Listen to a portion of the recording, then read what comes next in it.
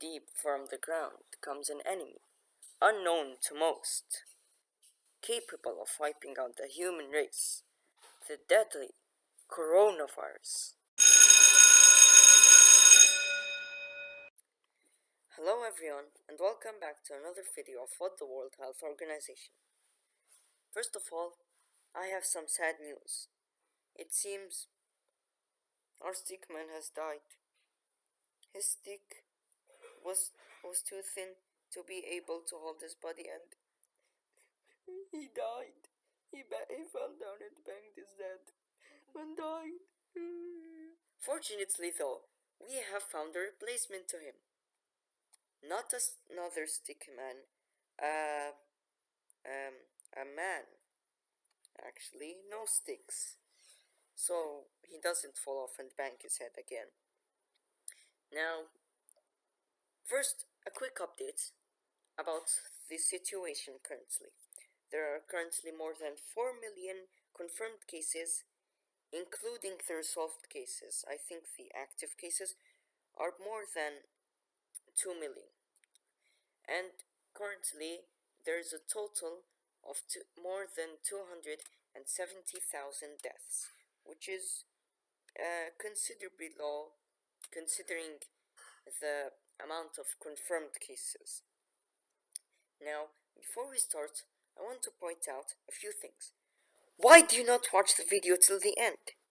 Second, because nobody gets to the end of the video, I have decided to put the announcements that usually go there over here. Haha, gotcha there, didn't I? First of all, we have a Discord server to interact with you, the watcher. Link in the description down below. We also have a survey to know our audience more. Link also down below in the description. We also have links in the description for our brand new subreddit and Instagram accounts. Make sure to check that out as well. With that out of the way, let's start. To find out how this pandemic started, we must locate and observe its origins. And that means taking a flashback to late December 2019. On New Year's Eve, Chinese local authorities recognized they had a problem. Uh-oh. A new imperceptible type of viral pneumonia was infecting a rapidly growing number of people, allowing them to develop a severe fever and a dry cough. Meanwhile, for some, the situation turned fatal. When doctors attempted to trace its origins, they found a probable source: a wet wildlife food market in central China, in Wuhan. Out of the first 41 patients, 27 of them have been there. Even though it was not conclusive evidence, Chinese officials quickly shut down the market. Why, despite the uncertainty? Because they have witnessed the same exact scenario previously in a place just like this. Dun dun dun! Coincidence? I think not. Ooh, this is starting to get exciting. In 2002, Sars emerged in a similar wet market in Guangzhou, southern China. The virus eventually reached 29 countries and killed over 800 people, as we discussed in a previous video. Now, 18 years later, coronavirus reached lots of countries. Lots and lots of them countries. And has resulted in lots of cases, more than 279,000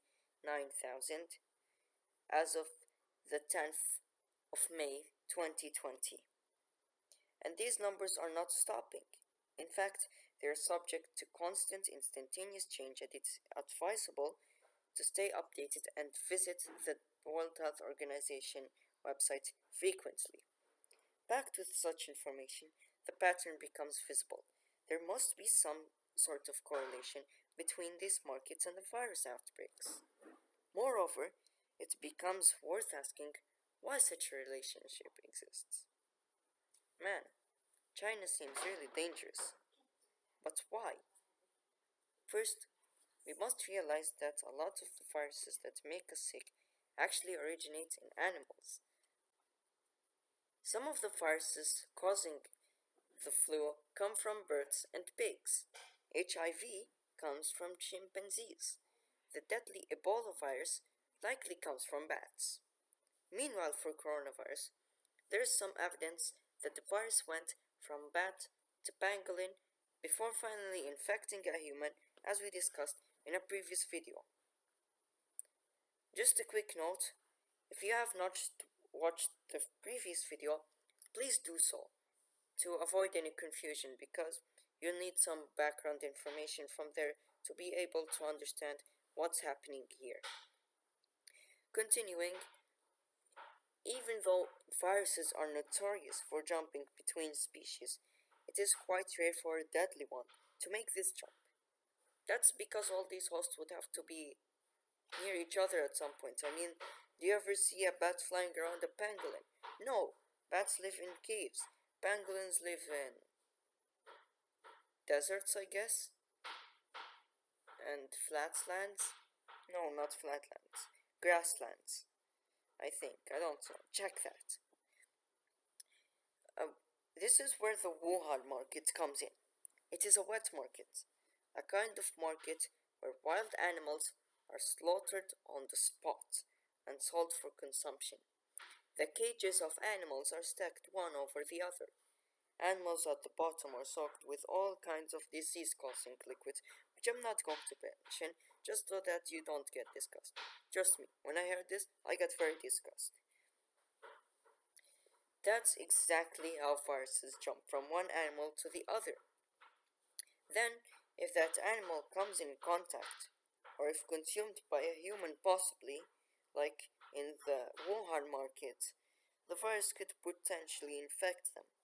And if the virus manages to infect other humans, oh boy, could that virus do. And what's worse, if it mutates to get human to human infection, well, you've got a virus outbreak, an epidemic or pandemic, possibly, as it is happening right now. With that in mind, wet markets are scattered all around the world. So, why is it China? Well, the ones in China are particularly renowned for the wide variety of wildlife it has to offer. These animals all come from all around the world, and every single of them has the chance of carrying their own virus. Wait, oh no, those wet markets have to be closed quickly. Now, you must be wondering how all these animals got into the same market. The reason is because of a decision the China government decided to take decades ago. Back in 1970, China was suffering from a famine that killed over 36 million people. Yes, this is history lesson time. Pandemic lesson time is over. It's history time, but they're both linked. They kind of overflowed into each other. You get the point. That this was because the past communist regime had control over all of the food products, but still failed to feed the 900 million residents of China. Shameful, China, shameful. Fortunately, though, in 1978, the regime finally allowed for private farming. The larger companies dominated the production of animals like pigs, chickens, and cows, so some smaller farmers turned to catching and raising wild animals for food. Farmers started selling turtles at their backyards, and when the Chinese authorities heard about it, they liked the idea because it's helped feed more people. Wow, this is the first time I hear about China liking an idea. In 1988, the government made a decision that affected the domestication of wildlife animals. The government enacted a law which labeled wildlife animals as a natural resource and also encouraged the domestication of wildlife animals. Technically speaking, a natural resource is a resource occurring in nature which could be used for human benefit. So keep that in mind. And that is how the industry of trading wildlife animals started. When this happened, illegal trade also began. Oh no. And endangered species, such as tigers and pangolins, started appearing in the market. And in 2003, the Sars epidemic was traced back to a wet market in south of China in Guangdong province. It was discovered in farmed civet cats, and after that, the Chinese officials quickly banned the farming of any wildlife animals. And the coronavirus pandemic never happened, and everybody is in their homes happy. Yay! Just kidding. After just months, and despite the risk of SARS, the Chinese authorities lifted the ban on the farming of 54 species, including the civet cats. Incredible. In 2004, the industry of trading wildlife animals was worth 100 billion yuan. For this reason, the Chinese government allowed these industries to grow despite the risk of pandemics and all that. Of course, coronavirus pandemic wouldn't happen. What's the worst that could possibly happen? Not only that, but in 2016, China authorized the selling of tigers and pangolins, which were previously illegal. In the same year, the industry was worth 148 billion yuan, and many marketing strategies were being put into action. Many marketers claimed that their products were tonic, offering pleasant medical effects, and contained disease-fighting products. Wow! But all these claims were false, as you can see. A common rumor is that all Chinese people eat wildlife animals. Wrong! But in fact, only the rich and powerful can afford these products, and they represent a small minority in China. But still, they can be enough to fuel a pandemic. Soon after the coronavirus outbreak, the Chinese authorities banned the trade of wildlife animals temporarily. Yes, you heard that right. Not permanently, temporarily. And lots of organizations in and even the US are urging China to make the ban permanent.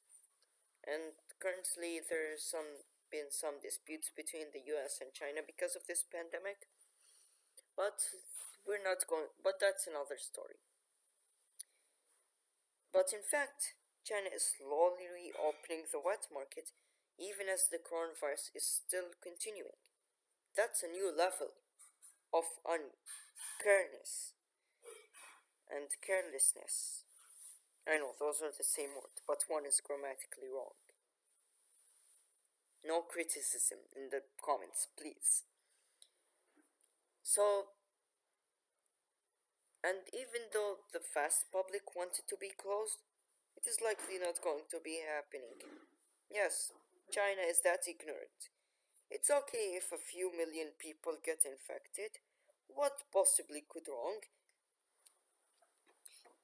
They have billion people population. That's okay. So now you might be wondering, actually that was a mistake in the script. Sorry. Ignore that. Stop blabbering and start working. This generation, all they do is just sit behind their gizmo gadgets every day and think money is going to rain from the sky. Stop your blabber right now!